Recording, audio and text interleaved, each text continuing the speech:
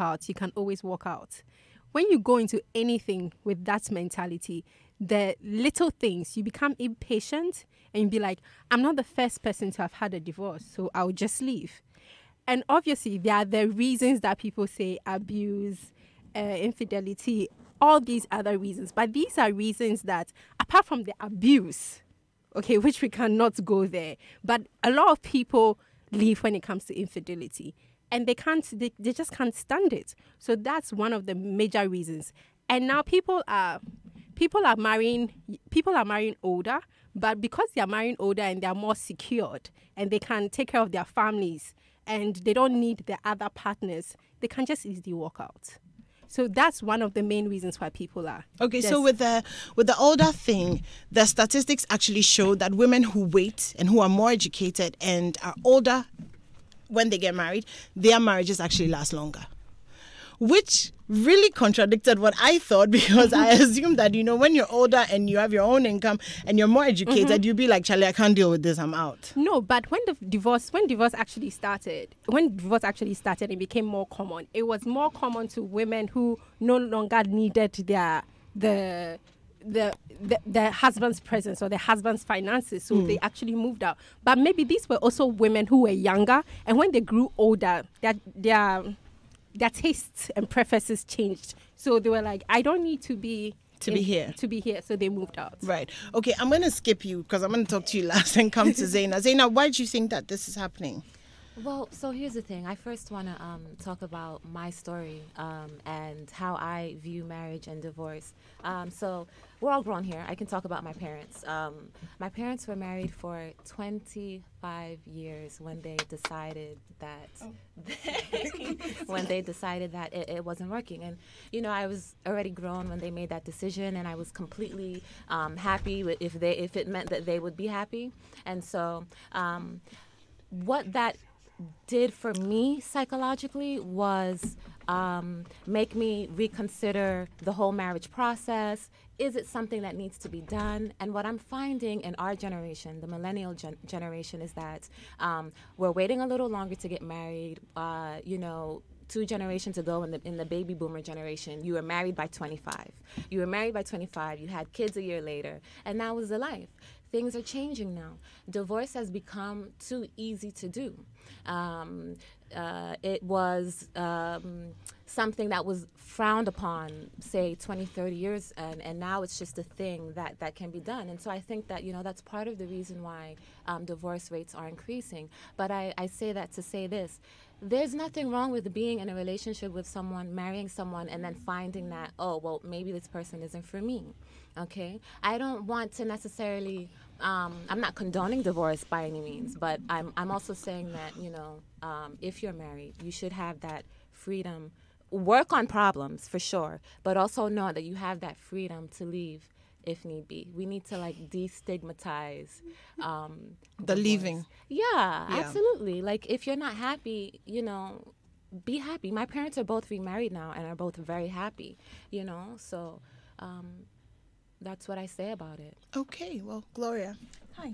Okay, so anymore, the thing about the divorce we are facing this time has so many branches and reasons. Every reason you come up with has some subset below it. But the ones that could easily come up in my conversations before the program was that, one, couples now are too busy for each other. Like we've said, some time back, it was very easy. Like Zainab mentioned, 25 years, you're already married. There was no burden of work for both of you. Everything was slightly easy.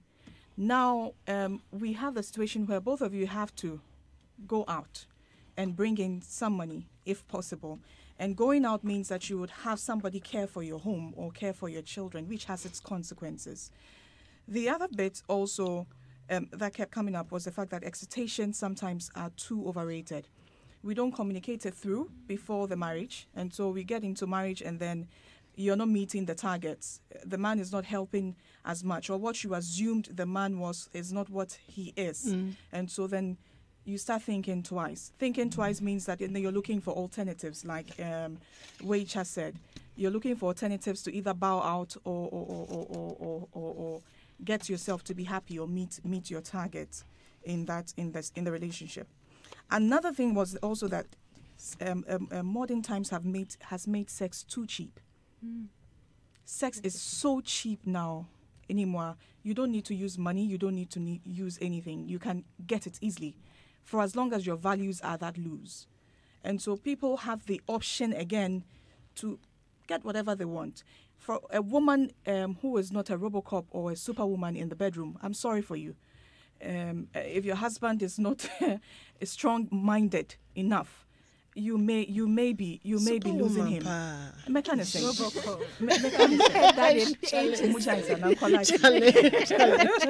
You know. And then lastly, I love this one, familiarity. We tend to, this is what I think it rests at. We tend to get too familiar with our partners. Yes, it's true to marry your friends. We hear that every time. But the moment you marry, you should know that protocols have changed. Offices have changed. Responsibilities have changed. The fact that we say the man is the head of the family means that he is indeed in charge of your life now. If possible, if I can say that, permit me to say that. Your visions and your dreams are tied to his dreams. His progress is tied to your progress. It does not make you irrelevant. You become the heart of the relationship anyway. So if one is the head and the heart is not working, the heart determines emotions. It determines how happy or sad the home is. You determine how vigorous or energetic the home is. All depends on you. You actually determine how the head moves. So you are not entirely neglected. But then you should come to a point as a woman, I'm speaking as a woman to other women, you should come to a point where you can say that, my man, I submit to you. You are my friend. Yes, we've been friends for that long, but then now the offices have changed. If he was washing bowls after you eat when you were in a relationship and you're married and he's still doing it, it doesn't mean you have to let him do it. If he's doing it, fine, but it's not his place to do it. Those are very traditionalist views. Yes, though. and it's the traditional views that get marriages successful now. I know my sisters will come bashing me, but at the end of the day, let's get down to the real facts. It's simple. Honor, respect and honor your husband, and he would love you. It's simple. I know women who have respected and honored and still weren't loved. So it's really not a transactional thing. You know, for those me, will be very isolated cases. Really? Yes. What do you think? I mean, from Susan, from lawyer talk. From the Thank things you. that you've seen. And okay, before you come in, hello, good evening. My name is Enimado. I was so excited about starting the show that I didn't introduce myself. I'm sitting in for Nashoko this evening, and we're sending her our love and our prayers. We miss you now, and we hope that you come back next week because, mornings. But anyway, so moving on. So yes, I mean, if you could quickly respond to what Gloria said in terms of what you've seen, and then tell us the nitty gritty of the divorce court. Okay, so from what Gloria said, I had a client who'd been married for 30 years. Her husband has a paramour. Mm-hmm. Now, she said she's done everything a wife has to do. She's a Christian, so she's submitted to him. She's looked after his kids. She cooks even when she doesn't have money. She does everything she believes a wife is supposed to do. The man didn't stay. So there are circumstances where the woman will do their best, but there's something wrong within the relationship that doesn't keep it going. She said they're isolated. It's not everybody. But but isolated and not everybody are two ends of the spectrum. So I need you to clarify that for me. So when it comes to the critical part, why do people get divorced? Mm-hmm.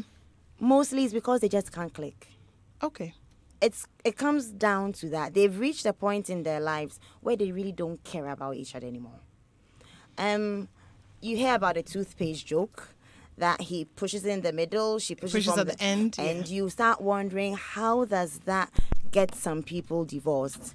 But it would shock you that most of the times we're hearing about it, those things are mentioned. And the Bible says the little foxes are the ones that spoil the vine. Oh, yes. So, I mean, yes, I get the toothpaste, the toilet she seat. hugs the bed and she sleeps on the side I want to sleep on, and I can't sleep anymore with her on the same bed. We don't talk anymore.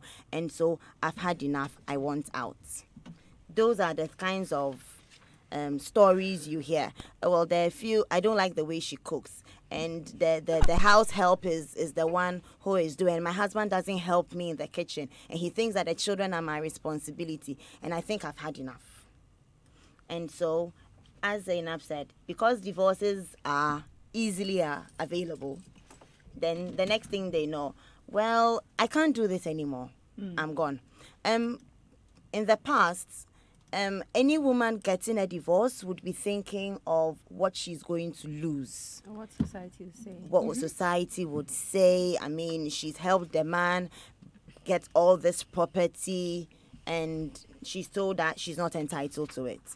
Well, fortunately or unfortunately, that's not the situation now. Now, you're supposed to get almost half, if not half, or sometimes even more than what the man would have gotten. I mean, 30 years ago, no woman would have that. But today, whatever be the case, whatever properties they acquire during the marriage, she gets her share. So she's not walking out as somebody who is losing. Yeah. No.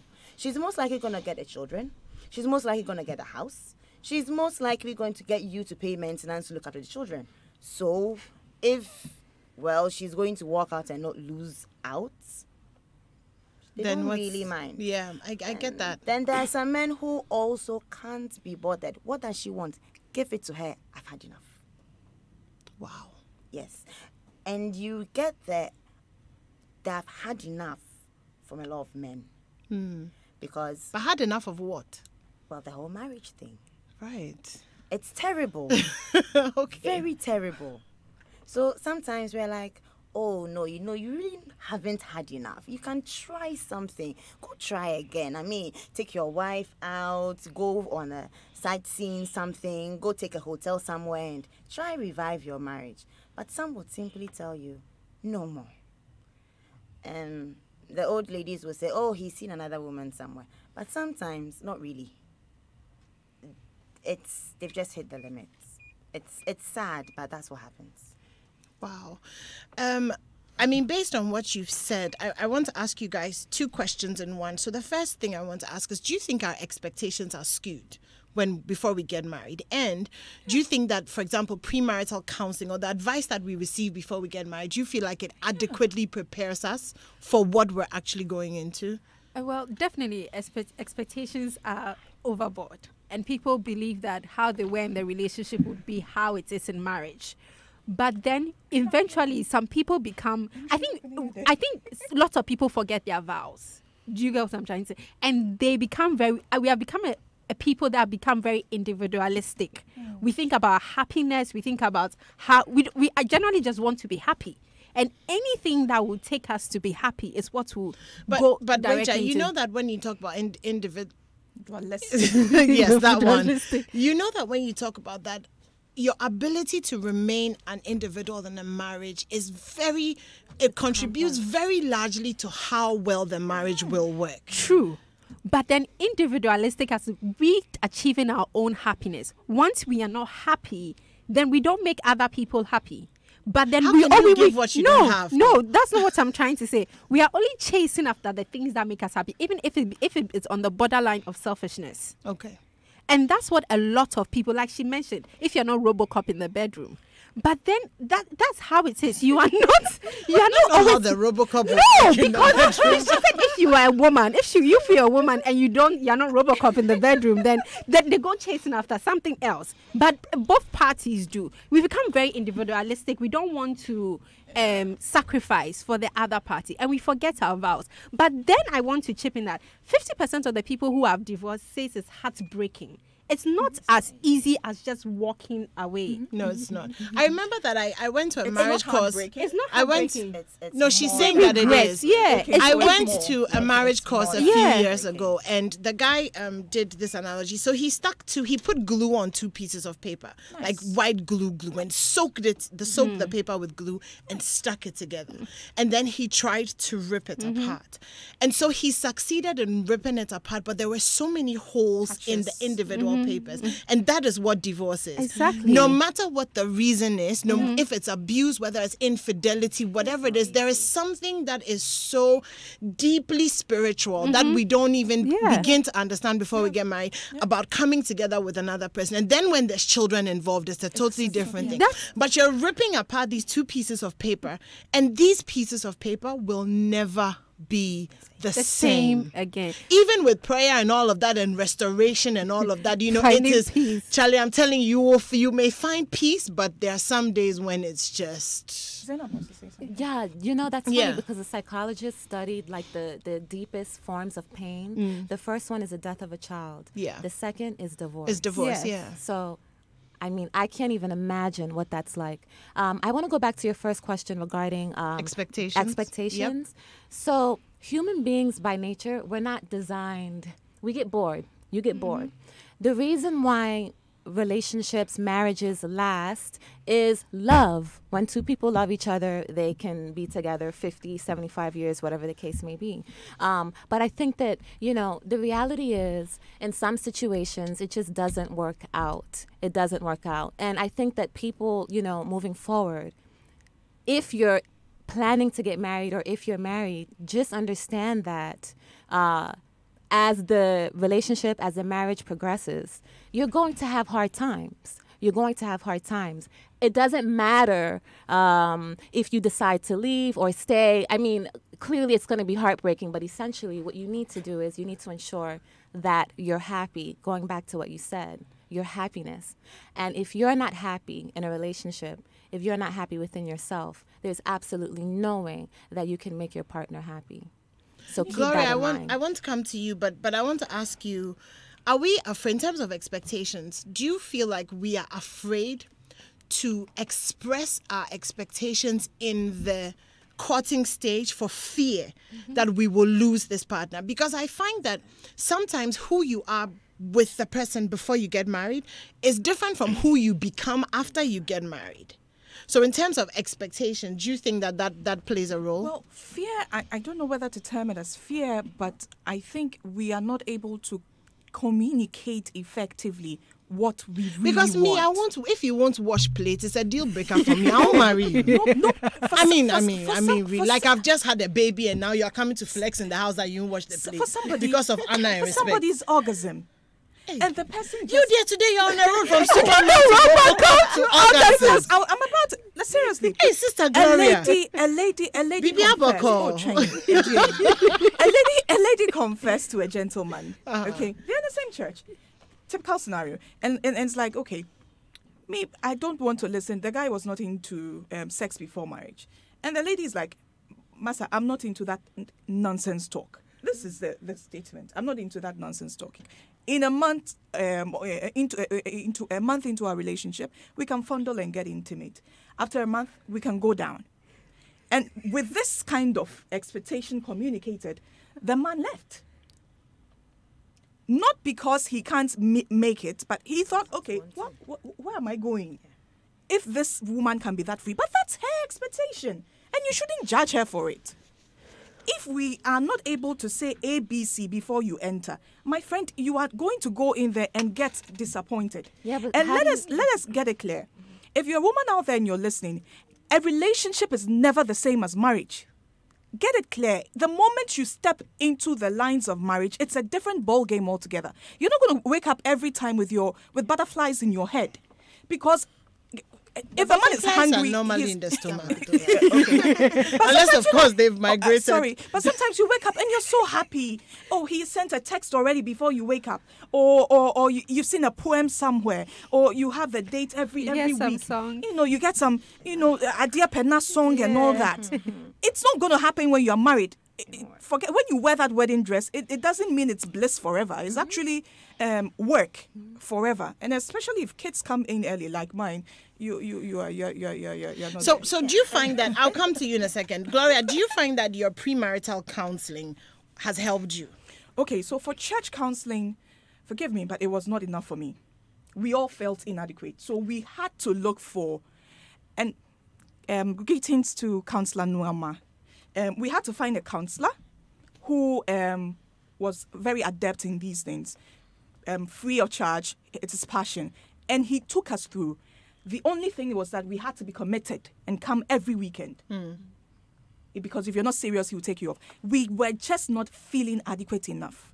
Unfortunately, we both didn't have the experiences of the world. And so we needed to be really, really, really grounded before we entered into the marriage. Okay, Yeah. so you find that your premarital counseling For me, I together think, yes, together, I think it was good. Okay, Yeah, Susan. so what I want to say was, she's talking about Why am I expectations. smiling? Now, you'd realize, well, from what I have realized, most of the divorces that happen in the first 2 years are because expectations were not met. So you're going on a dinner date every weekend. He's taking you out here. You're doing this for him. Maybe before you got married, you were cooking for him every weekend. But the realities of life set in, and you really can't do anything. Now, there are a lot of people who are like, I can't go on like this. This is not what I expected when I was getting into the marriage. He doesn't love me anymore. She doesn't love me anymore. Because the things they were doing when they were in a relationship haven't continued into marriage. And so in their minds, the love is dead. And so if the love is dead, then the marriage must also follow. And for example, a woman has had a kid. She's so tired. She's depressed sometimes. Then a man comes from work. He's also tired because now he has more responsibilities. He has to look for more money. And you want him to just drop everything and just come to you and maybe cuddle you. He might not be thinking of it. Marriage is difficult. And if people realize that marriage is difficult and put the enough work into it, I think they will be able to So do it. based on what you said, Yeah. said maybe you want him to cuddle you or something. Is he supposed to, what's the word? Be psychic? Well, Because you are lying down, you want to be cuddled, and you will say it. but, I mean, but anymore, let's be honest. You We always say it. females, we always think the men are psychic. Yeah, we That do. they know what we want They without should know They what should. we want. us How asking. should they? I don't know. Okay, It's so a girl thing. okay, so I'm gonna go on the phone lines and speak to Amos Kevin Annan, who's a creative couples conclave. He's a Church of Pentecost elder. But when we come back, we'll talk about the communication issue, communicating our needs in marriage, so that we don't get to the point where we don't want to be together anymore. Good evening, Elder Amos Kevin Annan, and welcome to Strong and Sassy. Hello, anymore? Yes. Good evening. Good How are evening. you? Yeah, very well. Awesome. Thanks for asking, and thanks for the great work you're doing. And I commend the ladies in your studio for the wonderful discussing and great insights they have provided to all of us. Thank you very much for joining us. So just really a quick one. Do you find that the young people in the church are wanting to divorce more these days as opposed to in the past? Well, I think that coming from the background that young people are not homogeneous and are heterogeneous, I have to make that addition with caution. Because sometimes it may well be that some young people have greater resilience to be able to survive the turbulence than even some older folks. But what we find generally is that the threshold of people to cope with stress and things that pushes them under is becoming lower and lower. And so that also shows itself in many aspects of life, which includes marriage, of course. Okay. And also, do you think that the church is equipping young people enough before they get married? In some cases, yes, they are doing their very best. But you see, sometimes when it comes to the issue of marriage, there are things you know But when you enter, there are things you discover. Between what you know and what you discover, that's where the challenge comes. And so I always caution people at our creative couples events that you never prepare enough for marriage. And just brave yourself up for other things that may come. So I call on each one of us to develop shock absorbers. That's some things that will shock you to the bone. I mean, from the most lovely individual. But that should not jilt your commitment. I heard one of the ladies in the studio mention the issue of the vows we take. Vows are very important, and they carry covenantal connotations. And therefore, if you're going to vow to someone, you should be ready to not break those vows. Unfortunately, what we see today is that people vow and break it with so much content. Right. And then also in terms of breaking it down, so in your premarital counseling, I mean, in my experience and in speaking to other people, we find that when it comes to how the church does premarital counseling, sometimes it's a bit too spiritual. How important, if you juxtapose the spiritual against the practical, how important, or which of them do you think is more important? I'm asking you this so that maybe you can point us in a certain direction when it comes to what is really important in counseling. All right, okay. I think that sometimes we fault the church without paying attention to the historical antecedents of the church. The church has come from a certain point, and they've done so much. And there are people whose marriages have been built over the years by the church in terms of the support they provide them. Now, what we find is that given the changing trends of life, what had been provided in the past is not sufficing for the current situation. So what we need now is to call on the church to augment what it is that it is doing. And I've seen a lot of churches now work on producing manuals that are very comprehensive and detailed in touching on the salient issues people need prior to entering into marriage. But like I said earlier, that still will not be adequate because there are some things you learn on the job. And things like adjustment, things like how your personalities gel and they don't gel, things like dealing with anger, frustration, that's the expectations. Those things, the manual in the church will not offer you that. It is you and your capacity to have those soft skills that you're able to show them to a person who is so loving and sometimes so hurting and so much of a nuisance to you. That's where the real work is. So we need to get our people to get to a point of appreciating that, yes, you will get these tools, yes, but how you deploy the tools are very essential. And that is, I would call on people to have what we call designer love approach. The person you are marrying, no matter what theories you have heard, no matter what practical insights you have received, you've got to look at the things you know and how you design them as a response to relate to this individual so that both of you have harmony. That's at the heart of it.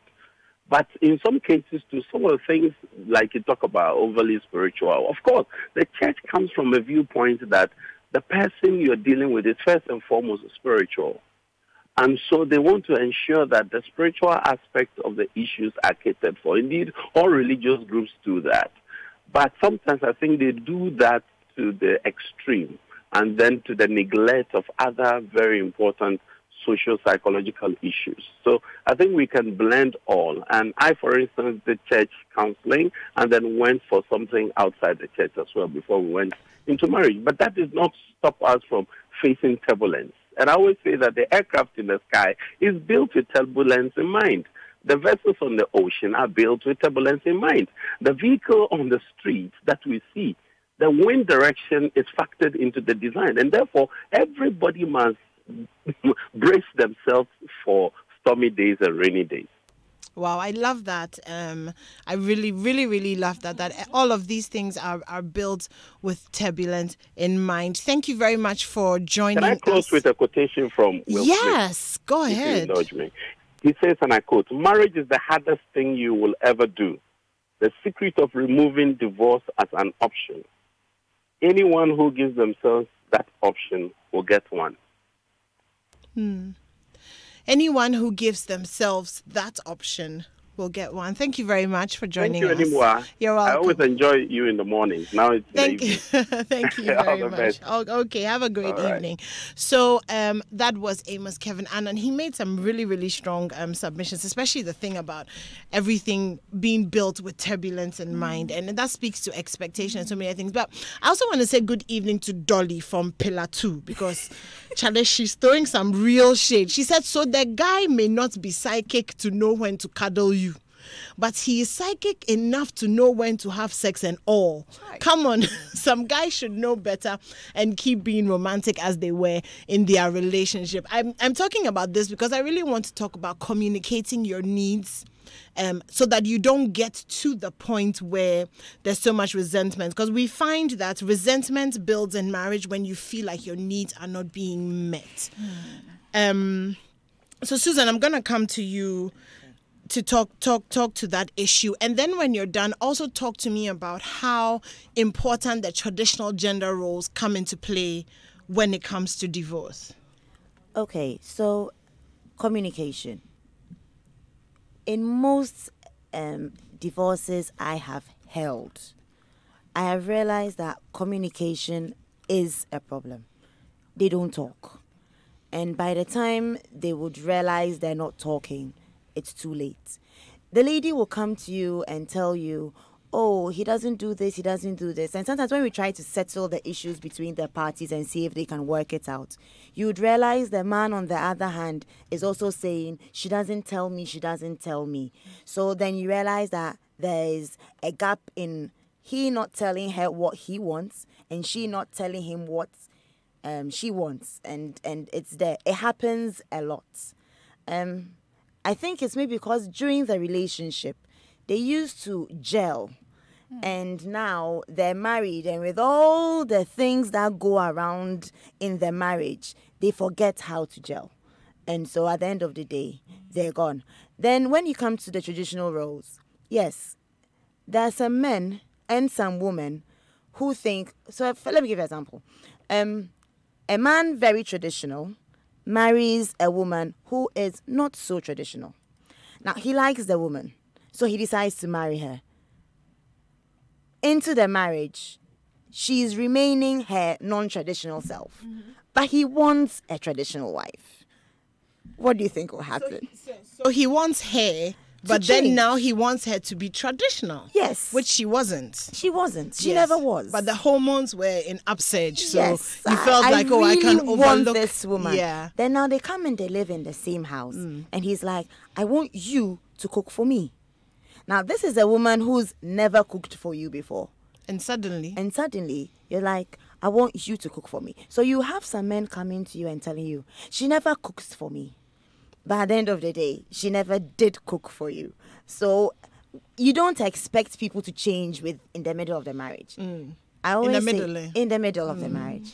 Know what you're going in for and continue like that. right. Yeah. So if she's a crazy woman, you know you're marrying a crazy woman. If she's traditional and wants to do everything for you in a particular way, oh, yo, Mira, Pacho, may I say I'm out, then you know that that's the kind of woman you're marrying. Don't expect anyone to change within the marriage. Right. Weija, you wanted to add something? Well, I'm also one of the reasons why people get divorced is because of expectations. Not expectations, but they have the wrong reasons. You know, as we're growing up, when you reach marriageable age in around your 30s, you just want to get married, and people will tell you to what when you're not sure about the person, how bad can it go?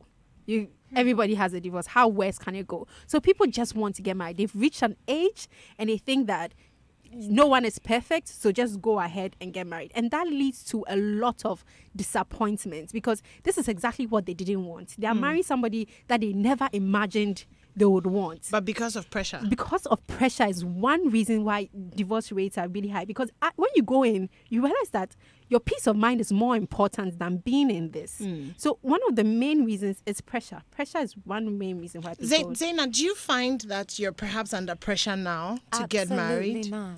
Oh, that's Absolutely good. not. But I'm a 33-year-old woman and I'm happy. Okay.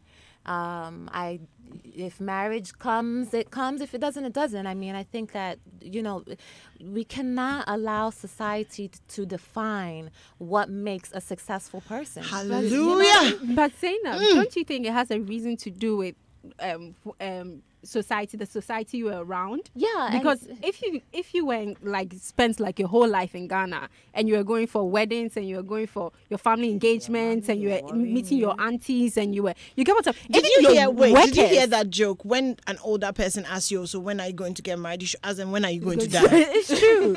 But at some point in time, there is a lot of pressure because society gives you the pressure. Unless you are liberated in your mind to say, I don't care. Well, at some point in time, you start caring. When you start caring, so you have to move through that mental space to say, well, 40% of people are having a divorce, so it's better I have my peace of mind and wait than to do that. But pressure is really high. And with that being said, I come from a different, I was born and raised in a different society. That's exactly. So I get that. I like the fact that we're all talking about mindsets.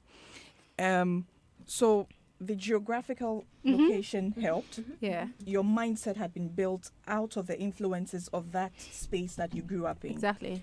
For you, the mindset is also there not to be bothered by society, whether aunties or uncles are coming in or not. Now, when it comes to the traditional bit of the marriage, that element that was mentioned by Enimwa, that is now becoming like my cross.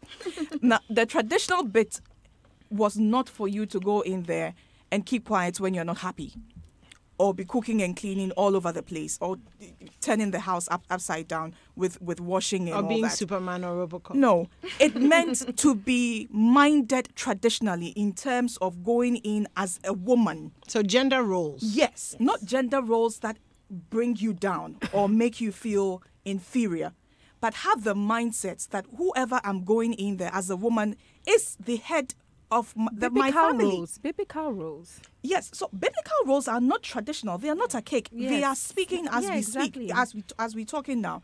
If you're going in with the mind that we are equal, it will not work. I'm sorry. I totally If you're going agree. in with the mind that he is going to do X and Y for me like he's doing in my relationship, it will not work. But then I'm that's sorry deception. if you think that it's traditional. It's deception but because it's a mindset you should go Gloria, in. but it's deception Anyway, because see, if when we're you don't dating like you're washing- willing no, to do some you don't things, like why washing should it bowls. change when you get You don't married? like washing bowls. When you go in, he knows that you don't like washing bowls. Okay, that is communicated. It's well negotiated, but it is not his role. It's my role. My Yeah, dear, I it is disagree. not his role. Okay. All your mics are off. All your mics are off because I am going to speak. I'm sorry. Because I am going to speak now to Imam Arameyao, who is on the line, just so that we have an Islamic viewpoint as well about divorce. Good evening and welcome to Strong and Sassy. Good evening and thank you so much. Okay, so we hardly hear news about divorce when it comes to Muslims or in Islam. Is divorce something that is allowed, or is it something that's done? And how frequent is it? How do you deal with divorce? Thank you very much. I mean, divorce is one of the realities of family life, and Islam acknowledges it. From the scripture, there is even a verse, a chapter of the Holy Quran that has been named the chapter of divorce. We call it Surah Talaq. It happens. Marriage is supposed to engender love, compassion, sympathy, empathy, respect. It is supposed to end up in a certain bonding that forms the foundation of the creation of the home, and the creation of a home that extends to the creation of a family.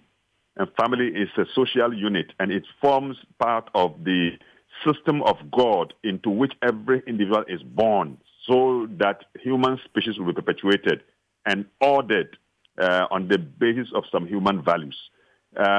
So God himself likes marriage, but also because we are humans, there comes a time, and then you find that the relationship is not working, and all avenues attempt to reconcile and to make marriage fulfill its needs and its purpose is failing. That is the point at which Islam allows that either the man pronounces divorce or the woman herself can seek divorce and get out of the web of marriage. So it is possible, but that it is not something that is encouraged. The Prophet told us that out of all things permissible, the one that is most detested by God is divorce. In other words, we don't want it to happen. But the human nature, because it's a human relationship, and there are so many factors that can lead to divorce. So it does happen. It does happen that within Muslim marriages, divorce happens. Secondly, yeah, it happens within the Muslim community, except that I may not be able to give you the statistics. But there are occasions that we can say the frequency, is on the ascendancy, because people get into marriage for different reasons, different expectations. They get into it, and their expectations are not met either by the man or by the woman, and sometimes because they are unable to appreciate the loyalty and the commitment to marriage relationships. So at the occurrence of something little, they get emotional and get so much embittered. And when the bitterness sets in, that is when you hear the woman is saying, look, I don't want it. And the man is also saying, I don't want it. At the office of the chief imam, we sit on cases of marriage almost regularly every week. And you can see a woman who looks at the husband's face and says, look, I don't want this marriage. And instantly the man sits and looks at the face of his wife and says, I don't want it. No, she should go away. And so on. And sometimes we are amazed and worried about the situation. And we get worried because it has implications for social stability, social order, and so on and so forth. So it does happen. It does happen. By the procedure, in terms of procedure, the first thing is that we must do all that we can to save the marriage. When that fails, the man is the one who is given the prerogative to keep his marriage or to say, I will not marry. But there are 3 stages of the divorce. Now, you pronounce the first stage of the divorce, and then if you are able to reconcile, you bring the woman back. The woman, during the period, have to stay under the roof and care of the man for 3 menstrual courses, during which period he has to cater for her. All things about her feeding, about her health, well-being is under his responsibility, even though that situation has evolved. Now, if in the process, before the completion of the 3 menstrual courses, the affection, it comes back, then she gets back. He brings her in again. Okay, Imam, can you please wrap up for me because we're running out of time. All right. So all that I want to say is that there are 3 stages. You do the first stage, you reconcile. Second stage, but at the 3rd stage, then the marriage becomes the divorce becomes irrevocable. On the side of the woman, she can also, given her circumstance in the marriage, she can request for the divorce of the marriage. And the Muslim magistrate can offer her the marriage, and that's how. So divorce does happen. Okay. And Islamic law gives opportunity for that. Okay, all right. Thank you so much for talking to us, and we'll call you another time, and then we can have an in-depth conversation on the matter. This is Strong and Sassy, and you're on Joy 99.7 FM. We have about 5 minutes to go. We're going to take 3 calls because we've run out of time. So the phone lines are open. It's 0302 216 541. That's 0302 216 541. And Makosby says divorce has become a norm because we have made it so. Many people walk into marriages expecting it to be full, but in reality, it is what you contribute that helps in the marriage becoming full. Immaturity has become the key cause of divorce. I believe that when the two decide to commit, it will work as long as they do not stop committing. The millennial is looking out for alternatives other than making it work. Intimacy is going down by the day. Good evening, ladies, and hello to Slay Queens. Marcosby, good evening. Paula says, thank you for hitting the hammer on the nail. That's to Gloria. Just respect your man. Yo, we've heard. Dede from the USA says, traditional, does she work at all? Okay, Gloria, that's for you as well. So why don't you stay home and be the traditional wife, cooking, cleaning, making babies, and the whole 9 yards? No house helps, etc. Just you, the bionic woman. She didn't understand me. Yeah, okay. So I'm speaking to Sewa. Hello, Sewa. Good evening and welcome. Hello. Hello. Hello. Hi, Sewa. Hello. Is it Joyce? Yeah, can you hear me? Yes, I can hear you. Okay. Shoot. Okay. I've really enjoyed your conversation tonight, and I've learned a lot from it. The little I was asked was, yes, there are lots of causes of divorce. It could be because of our expectations haven't been met, or because there's lack of commitment. But what I'm really taking from this conversation you've had is the fact that there should be commitment from both parties, not from one party, for the marriage to work. Otherwise, I mean, one person can want it so bad and do everything, go for the, what's it called, counseling, reconciliation and everything, but it wouldn't work if the other party is not willing to make it work. So it takes two to tango. Basically, that's all I'm saying. Keep up the good work. Thank you very much, Sewa. So also, Adam says divorce is high simply because the traditional marriage way is gradually eroded. Most women want money. The polls have changed with women, so the best way is to make love and respect the foundations for both parties minus money. This person didn't add his. When you text us, it's really helpful if you do add your name. This one says, today I resolved not to make requests for lovemaking with my wife again. I'm tired of the requirements before sex is allowed. It's common to be without sex for a year, even 2. Sex 3 months apart is okay. So we know that sex is also a major thing when it comes to divorce. I have Ibrahim on the line. Ibrahim, good evening. Yeah, good evening. How are you? I'm very well, thank you. You have about 20 seconds because we're running out of time. Yeah, I like to re-emphasize something that Sheikh said. When the woman has gone to her house, they bring her back to sleep with the man for 3 menstrual occasions. There's a very good reason for that. During that time, the relationship can rejuvenate. So this is very critical. And Islam is a very scientific religion.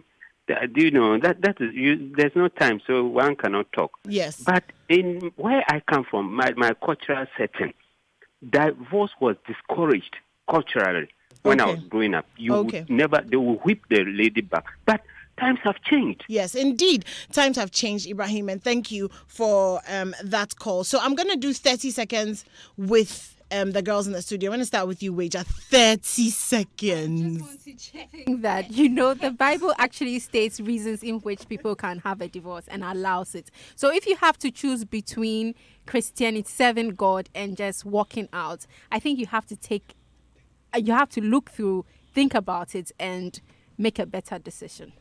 Susan. And from the legal point, I would say if your marriage hasn't broken down beyond the reconciliation, just try out again. You never know what will happen. Try settling it out. Right, Zaina. And I just want to say, I find that I'm ending my final thoughts with the same thing. My dear, just be happy, okay? If you want to leave. Your happiness is more important. That's okay, Gloria, go ahead then. Please, I'd like to say shout outs to my godfather, super couple. Shout out, Sunny. Oh, Mr. and Mrs. Jechi Ek, super couple. If you're on Facebook, you can look for them. But then I'd also like to say, like the pastor said, making vows is a serious business.